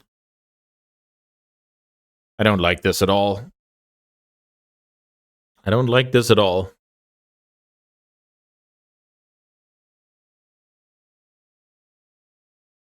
And I have to play the Brazen. And I have to spike something from the top. Yeah, I don't even know what I'm doing here. 3 life. Okay, so Brian is not going to present the Brazen. What is up with that? Here's Reanimate, terrible card. Am I willing to get hit down to 1 and then start with the Barrowgoy thing? My opponent has unfortunately had time to... I mean, I can't Thoughtseize, so what's the point? Here's Barrowgoy. The problem is my opponent's had time to find Fatal Push. Now, in the meantime, very macabre on top of the deck. That doesn't do anything, does it? Well, it is a 2/2 flyer, which is funny. So let's say my opponent has to push. I get attacked down to 1, then this card doesn't do anything, but I don't think I can beat that realistically. So I'm going to keep it because it's a flyer that trades with a flyer.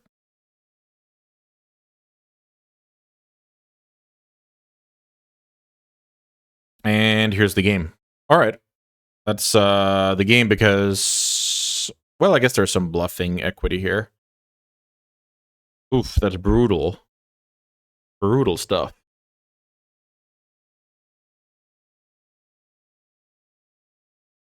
Getting attacked down to 1, miracling that guy, and then I die in the air. Okay, so if Bosch pays his mana, I'm dead.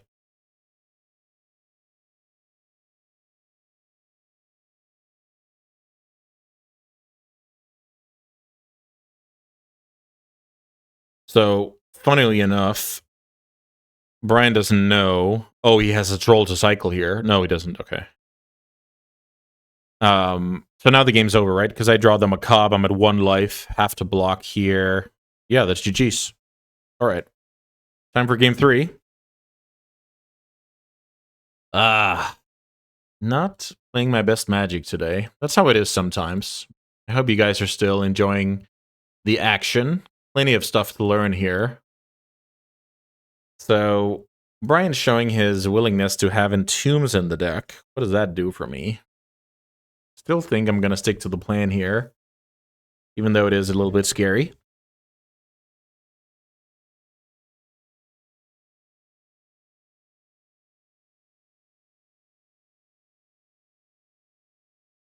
Definitely making it a bit harder on myself here. This is basically what I talked about when I won game 1 here. Or maybe I won the game against Mono Red. I don't remember. The point is, what's important to me is not if I end up winning the game, is if I did, good choices. So if I made great choices but lost, that's better than playing poorly and winning for me. The challenge in the game is getting things right. The challenge is not, did my opponent draw a brick or draw the best card in their deck to decide the game. It's basically what I did to put myself in a position to win, if that makes sense. That's the important stuff. And I didn't do a good job of that in this set. Unfortunately.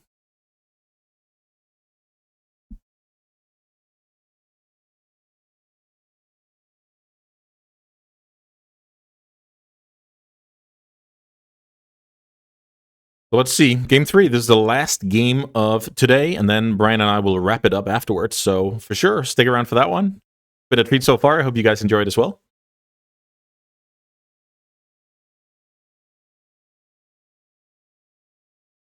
We're both, I submitted pretty quickly, but Brian is also, trying to make me think twice about my decisions, and it's just, good competitive high-level Magic.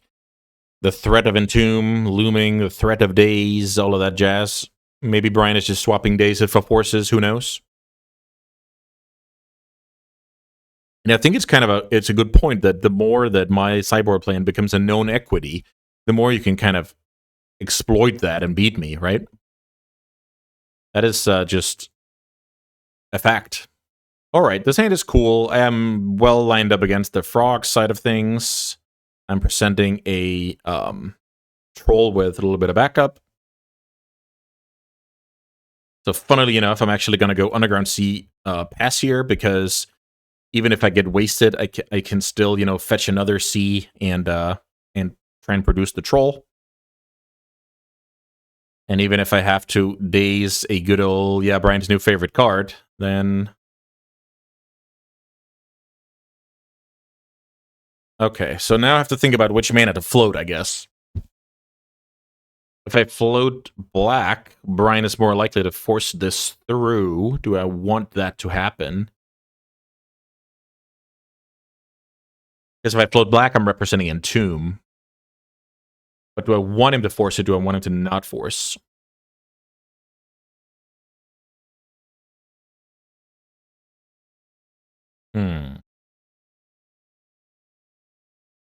I think I want him to force. Let's see.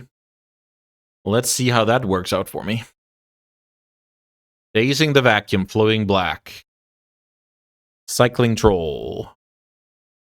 Grabbing another C. Is that correct? Could grab basic Swamp, then go Reanimate, play from basics. That's probably better.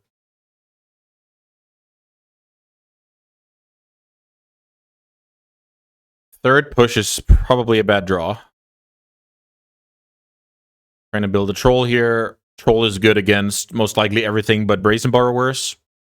I'm also showing I don't have a daze here, so Brian can freely bounce it if he's so lucky to have a Brazen Borrower. I guess he wasn't. Here's the free Brainstorm into the no fear of daze. I would really love a Brainstorm as well. I don't think these 3 pushes are going to get mileage in this game. There's even a chance that Brian's plan is, you know, nah, I'm not gonna say that. I was gonna say bring out all frogs, but I don't really believe it. 3 fatal pushes, 1 hits the bin. Don't care about that Thoughtseize. So now what's my ideal draw is probably something like, yeah, this is a good shout. I was about to say a good draw would have been something like Macabre.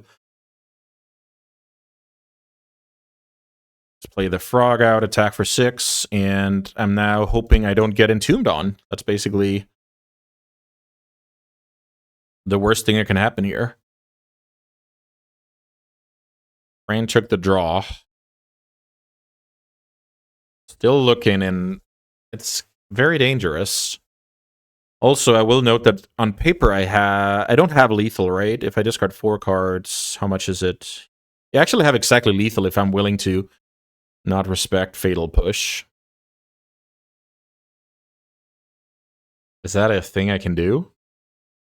Not respect push? Ugh.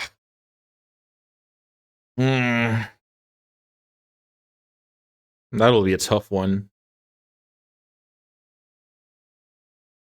The dynamic is Bosch willing to let me get a draw in? There's some subgaming going on here. If he just kills it now, I don't have to worry about it, obviously. But if he passes...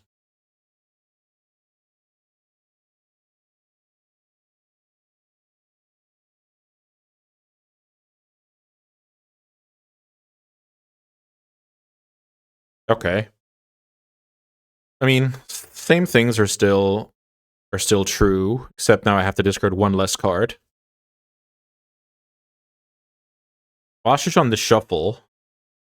And here comes the push. Okay, so Bosch was not willing to play that game and me drawing a daze. Reasonably enough. So now I want to draw stuff like Thoughtseize, Fairy Macabre, Fanatic. Okay. I'll take that for sure. I don't... Okay, I'm getting forced. Okay, reasonable.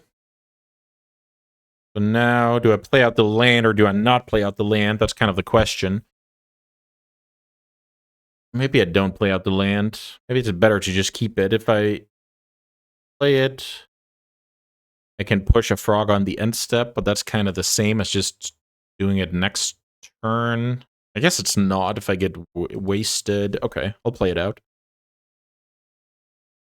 My opponent knows what's going on, and either I'm getting entombed here, or my opponent is drawing to Brazen Borrower and hasn't found it yet. One of the above.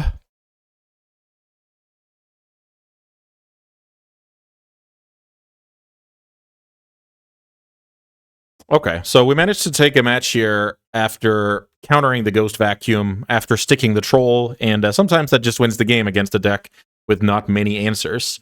So, hey, I got on the board. Everybody's happy. Now let's debrief with Brian. All right, welcome back, everyone. This is the debriefing. I'm Andreas Peterson, also known as Eco Baronin on the internet. I'm joined by Brian Koval, better known as Bosch and Roll, and we just had an awesome set of legacy matches. This time the tables were turned. Last time we played Vintage with Brian on his trusty Oath deck, and now it's my turn to play my trusty Legacy deck against the field. Yeah, feel the pain a little bit against a diverse field. So yeah, first of all, how much Legacy do you play like regularly, and in these 4 decks in particular? Were you coming in cold, or did you feel good about that? I play Legacy almost every day on my channel, but my business model is I play what my Patreon subscribers send me to play. So I might be playing Demir Reanimator one day, and then I'm playing 5-color Sliver Aggro the next day, and the day after that it's Esper Stoneblade. I'm not grinding leagues to maximize win rate with the best deck. That's just not how I engage with Legacy day to day. But I know exactly what's going on in the format, at least. Yeah, I was about to say, like, that will give you like an overall perspective that is incredibly valuable, especially for because last time I kind of felt the heat when I was playing 4 different decks, and I had to, master those and play those to a reasonable level to not look silly, right? So that was your turn today, and I think you did an amazing job. Some next level plays in there, I'll even say, but we can get to those later. First of all, I want to pick your brains a little bit about the video we did, months ago with, the Band of Grief on the horizon, but not, effective yet, and what we kind of try to predict back then. I remember I was big on the Reanimator deck, and can't really remember what else we played. Eldrazi, maybe also I had Mono Red in there. You had some Initiative. Did anything change, like, from your point of view from then until now when we actually have, actual data? I think now I'm more grumpy that Grief didn't go 3 months earlier than I was then. Because when we did that video, for people who didn't watch it, I mean, it's on both our channels. Go back and check it out if you want to see that. But we were predicting the post-Grief metagame. And this was after we all knew Grief needed to be banned, but they said, give it one more ban cycle. We want to see it if Modern Horizons 3 shakes it up. And one of the decks you submitted for the post-Grief metagame was just Blue-Black Reanimator, which was a great call because that's what the format is now. And you were right. Grief did need to go. Grief did make the deck better than it is now. The deck did get pulled back in line a little bit, but it's still over the line, in my opinion. Yeah, I think that's a reasonable take, that at the very least, this deck is sitting on top of the format and has a lot of crosshairs aimed at it, and maybe that can, bring it down to speed a little bit. But in general, I do agree the gap is too big between this, the deck I play today, and the next best thing. Don't know what the solution is, but that's not really why we're here today. Let's try and unpack the matches a little bit.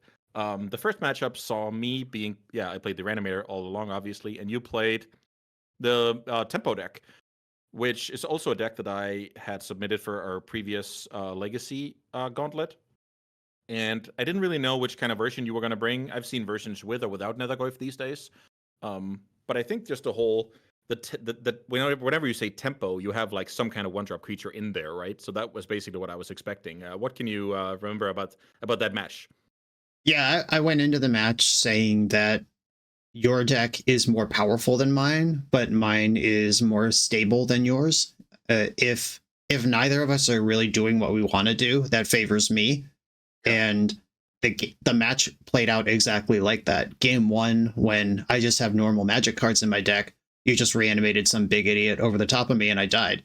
And then games 2 and 3, when I had Ghost Vacuum and Fairy Macabre and Nile Spellbomb available, and you weren't really doing anything. I think our game 3, I just had a 1-2 Nethergoyf doing work for a while, and then I just Yeah, aggressively. your hand was double Wasteland, double Graveyard Hate, double Netherglyph off a Mhm. basic swamp. Just playing. It wasn't even a Curd Ape. It was just a 1/2. Yep. Yeah, exactly. And at one point, I just popped off a Nile Spell Bomb just to make my Goyfs bigger and Yeah, cut the clock in half. And neither of us were really doing what we wanted. I don't want a 1/2 Tarmogoyf. You don't want your graveyard shut down.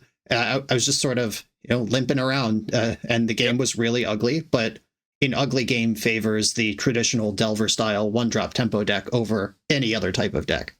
Yeah, I agree. One key point I also want to point out about that match, I think it was game 2. You had the Ghost Vacuum, and I wanted to find a window for my Brazen Borrower, and you had 1 or 2 draws there. And if you had the days, I would look incredibly silly because I just fetched away my second Brazen Borrower. But I can't. I was like, that was just an all-in play that I win the game if it works. But if you found the days, I lose the game. Basically, it was so polarized that run out. But it was kind of cool. It was a high octane. Yeah, and a really cool play that came up in that game was when you had 2 unknown cards in your hand, or you had 3 unknown cards in your hand, 2 Yeah, lands in play, and I had Ghost Vacuum, and you had just Entombed Archon. And I was saying going into your turn, if he has 2 black sources and 2 reanimates, my Ghost Vacuum won't save me here. And then you went for the frog first, where either you just get a frog for free and get one by me, but I have to respect that because I don't have information about your hand and you've been sculpting. And if you just go swamp reanimate after I stop the frog, I lose. So kind of giving you a One psychic detail frog. I'll add. Yeah. So first of all, thank you for giving me that respect. That was cool. But the reason why this play shouldn't work if you were completely on top of your game is I just surveilled a Floodstrand to the graveyard, so I would need to natural draw land to get there with the amount of cards I had, and that should have tipped you off that this was Okay. like a scam, if that makes sense. Because I would need to keep that land if I want to make that play, because I had basic island in play. But that's like the tiniest detail, and that's more or less my only victory today. That you didn't bite, or actually you did bite and let me get that frog. That's my So only victory for today, Brian. so you had those 2 unknown cards kicking around in your hand forever. And the you could have been masterminding Oh, because slow rolling the C. Okay, yeah, like okay. so yes, if I assume that if you would have had a land you would have played it at any point, then Yes. milling away the flooded strand works, or is a Okay, tip nice. off. But if you I had that ghost vacuum, I think turn 1. So if you from turn 1 are planning at some point I need to reanimate twice and trick him into making it work, Yep. then uh maybe I could have read into that better. Maybe I missed surveilling away the flooded strand. I still probably would have let you have Yeah. the frog there no matter what. Yeah. Yeah, so this is also a good point of, even though it's incredibly unlikely I can do this, the risk is not worth it because your hand is 2 removal spells at this point. Yeah, I don't care So about this is frog. so the reason why this play was good on my part is if I'm ever going to win this game, I kind of have to, I don't know, back to back some miracle guys or something along those lines, and then down the road, 10 turns from there or 5 turns from there, the push that you no longer have because you didn't pull the trigger on the ghost quarter can help me. So it's like an incredibly long-term play and unlikely to work, but I like, playing my chances out, and this was very cool. I'm glad you highlighted that detail because that's probably the highlight of my night. Yeah, that was the most interesting exchange that happened in that match for sure. Yeah, definitely. So yeah, I agree with you about categorizing the matchup as, if I do my thing, you don't have a chance. If you get the game to a, fair game of Magic, I'm heavily behind. So, and that's what happened in all 3 games. So pretty cool way of talking about that. Then up next we have the Eldrazi deck. Mm-hmm. And let's see. I'm on the play against that deck. No, that's not true, is it? Yeah, you're on the play versus Eldrazi, and then I'm on the I'm on play the with play red. there. My hand cannot beat Chalice of the Void. That's why I play Ponder looking for Force of Will, and I get Chaliced. And I actually made an interesting play that game that I wish I'd done better. So my Ponder is Surveil Land, Reanimate, and Troll. So I needed to order these cards so that if I get Chaliced, I can play turn 2 Psychic Frog. But I don't do that because wait a minute. Let me see if I can remember this correctly. I should have put the third card down as the Reanimate, because if I need it, I can brainstorm into it. But if I get Chaliced, I don't need to draw it.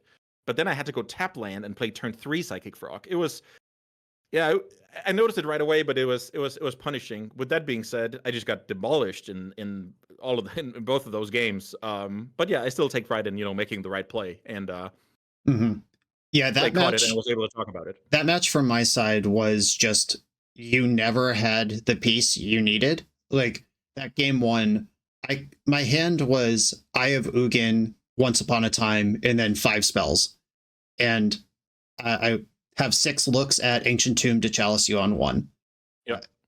I need to find any land at all if I'm going to play the game in those 6 looks. Yeah. And the Once Upon a Time found the Ancient Tomb right away. You didn't have Daze or Force for the Chalice. You didn't have Wasteland for the Ancient Tomb. And from there, I was able to just take over. Oh, yeah. And then game 2, when you had your turn 2 Psychic Frog, and I went Ancient Tomb, Eldrazi Temple, tap out for K Command. If you have Daze or Force there, I'm just dead, and you didn't. But the Dazes probably weren't in your deck at that point. Do you board them out? No, I don't rely on Daze against that deck because much bad stuff can happen between Soul Lands and just paying in general. So I didn't have those. But yeah, you're right. I didn't play any unfair stuff there. And when that doesn't happen, the Eldrazi deck, it's a kind of a cakewalk because you have amazing mana acceleration and just good threats. Like you're playing 2 mana Thought Dust Seers. When I say 2 mana, it's like, because of the Soul Lands, right? It's like playing Tron in Modern. So, and then, actually, I play 0 Wastelands in my list, which is something that I could tell you didn't research, and I appreciate that a lot, because whenever you fetch the basics, it's like, we kind of play on even terms like you would at Eternal Weekend, right? So that's, you might have, peeked over my shoulder that I'm on Reanimator, but you don't know about the Wastelands. So that was a good resemblance of how a match would go, even though you scouted at a paper tournament. Yeah. And what I liked about that match specifically from the showcase on my side is game 1, I combo killed you on turn 3. I dealt. And I turned 3 with a Chalice in play as well. Yeah, turn crazy. 1 Chalice, turn 2 Glaring Fleshraker, turn 3 kill you from 16 or 18. It was some huge number. And like that, Eldrazi has that mode. And then game 2, it was kind of a scrappy wasteland you here, slowly build out my lands, play a Sowing Mycospawn, kick the next Sowing Mycospawn, some creatures die, and then I get over the finish line eventually. I played out a Wastegate Battle Mage just to put a 2/2 into play. Yeah, the bear got in there. Yeah, the Grizzly Bear. So we got to feature both extremes of the Eldrazi deck for people interested in playing that one. Oh, definitely. That deck is awesome, and it has a lot of good tools. A card like Kozilek's Command really, that's just the utility you need. Like sometimes you need ramp, sometimes you need removal, you need Graveyard Hate. Great card. So yeah, that put me down 0-2, and now it's time for the mono red deck, which had you on the play. And I got Blood Moon there, Brian. I really got Blood Moon. The moon hit your eye like a big pizza pie. And that was it. Yep. I have so it's like my hand can beat anything but a Blood Moon because I have, Entomb Reanimate. You don't play Chalice in that deck anymore. But, Blood Moon can take care of it. The good thing about this deck is I have the 4 trolls alongside the swamp. So it will not happen that often. Did you even have Blood Moons in for game 2 and 3? No, they came out. Neither, not even on the play. I thought about it and then looked at what I would have to cut to make room for them, and I just liked the other cards better. Exactly. I do the same when I play mono red. Like I don't even have them in on the play, but that doesn't mean, it can take a game off of the opponent. So yeah, pretty cool, brutal showcase there of the power of Blood Moon, even though it's not necessarily good against the deck on paper, but it can be on any given Sunday. So then how did I even things up here? I'm trying to think about. You just went Entomb Reanimate, and I didn't have a hate piece. Oh right, yeah. Your hand was pretty obviously a keep based on Pyroblast and some 3-drops. And that was all she wrote. And then the third game, that was insane because I was facing the turn 1 Lelia, so you didn't have Graveyard Hate here either, but time was ticking on me, right? I had the Troll, but all of a sudden the Reanimate was not that exciting because of your clock going. And I saw a Miracle on my Ponder, so I could set up this nice turn where. Did you get surprised about that turn? Because you play at the Bauble, go to combat, and then I'm trying to defend with my Frog. Can you talk about this from your perspective? Because I feel like you're kind of bluffing the Pyroblast here a little bit. Yeah. So one of my bleeds right now, because I'm not in the trenches grinding with the top deck all the time, is Metamorphosis Fanatic hasn't totally sunk in for me. Like I know the card's good. I've played with it. I've played against it, but I am Yeah. not yet on the level of any ponder could represent a setup Metamorphosis Fanatic for next turn or the turn after. So, Yeah. like, something like giving you an easy trade with a Psychic Frog and you know it's going to come right back is something I'm not thinking about as much as I should be right now. Yeah. But I was certain that I wasn't going to win that game if I wasn't pushing damage. And I want to, I was missing a land drop too. So I want Lelia to attack.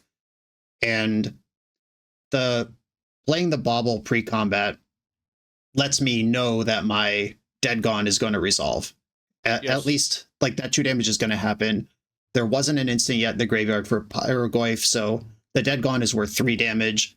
And then if you discard a creature, that's a wash in combat, but then you can exile them so that it changes the Goyf again. And I just wanted to shove and make you lose some cards from your hand and get the flip off Lelia. And that's really what I was just trying to get any value out of my card there. I like that a lot. And speaking of not being totally, tuned into what's going to happen, I do agree. Then you can just lean on your expertise when it comes to, oh, what's my role here? Do I benefit from the draw? Go? Definitely not. I want to finish this job, right? Mm-hmm. And then you can kind of execute that plan. But from my point of view, I missed the fact that the six life that I was going to means that your double-faced 3-drop land was then a lethal spell on the following turn if you had that card. Oh, the no blocker? Block. Yeah, okay. Exactly. And then, wow, 6 life total is incredibly dangerous. And then I was like, oh, but I have Bombardier beat. He can only fling a 3-drop. And then you showed some high-level gaming. Can you talk a little bit about that Bombardier turn? So on my side, when you go watch my side of the video when this comes out, you'll probably laugh because I'm like sitting there like, I think I got this. And then you flip the Metamorphosis Fanatic and I'm like, this card's so stupid. 10 lifelink and it like beats Menace because it brought 2 creatures with it. And everything, like if he's at 5, he's just dead to Bombardier. But if he only, like if it was Animate dead, he was dead to Bombardier. Just, I'm like listing all the ways that your play perfectly countered mine. And then I actually went into the tank and did the combat math. Like once we layer the Lelia trigger, the Menace, the lifelink, and the fling, it was just like a really cool, there's like 4 or 5 different game mechanics involved in this one attack with 2 creatures and block with 2 creatures moment. And I was in the tank for a while, mostly complaining about how perfect your flip was, but then I stopped complaining and actually thought about it and realized that there was a light bulb moment where I was like, if he blocks Lelia, he's dead. And if he blocks Bombardier, he's dead? Oh my god. Yeah. And then it was just like all came together. That's amazing. Yeah. So there's a lot of layers to this. And also, when you play Magic, this is also, you alluded to a little bit last time where you basically said, when I play against you, not all of my stuff will, I can't pull everything off, if that makes sense. So this is not to take anything away from you at all, because I feel like when Magic players talk about, oh, I could have done this, I could have done that, that's taking away all the credit from your opponent to put you in a tough spot. So don't take the following as that. I think my correct play there is to stay back with Frog, because then I both beat Bombardiers and the card I just talked about, the unblockable thing, because that only affects non-flyers. So...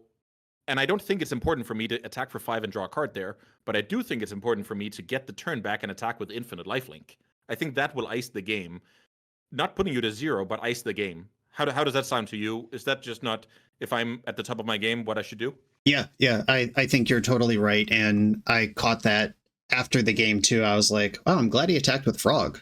But like on your turn, when you added 10 power lifelink on defense, then hit me for 5 or 6 or whatever it was, I'm like, I'm so dead here. And I did top deck the Bombardier after I had already exiled one, so like I got lucky there. But I mean, getting lucky is part of the game. And now knowing that the Falter also would have killed you, like that wasn't on my radar either, but knowing that would have killed you and Bombardiers would have killed you, then I think attacking with Frog was a bleed.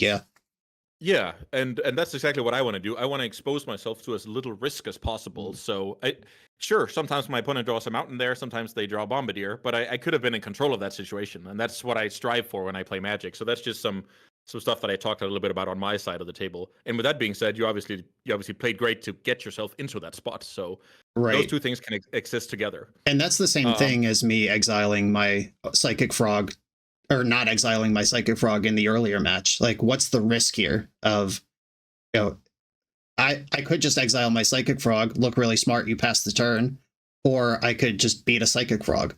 And in this game, you could have attacked me for 5, drawn a card, that's really cool, or you could have not attacked and definitely won the game. For sure. We want to get those 99% situations to 100 Right. and Yep. slam the door to the opponent. So let's see. Was that game 3? Yeah, I think that was. Yeah, And that then we was the had match. next up we had the mirror, which is something that I want to talk a little bit about because I play this deck more or less every weekend in the challenges, and my strategy has become known to everybody, which might hurt me because that probably becomes a leveling game about the entombs. Because I play mid range after sideboard with no Force of Wills, and I've been talking about that on numerous occasions. But once that is a known entity, you can kind of take advantage of that. So once I saw your entomb game 2, I didn't know what to do. Like I was questioning every life choice ever. Like, what's your approach to this on let's just say your first impression level? Not necessarily that you're trying to next level me, but in general, how do you view that dynamic of Entomb being a high variance card?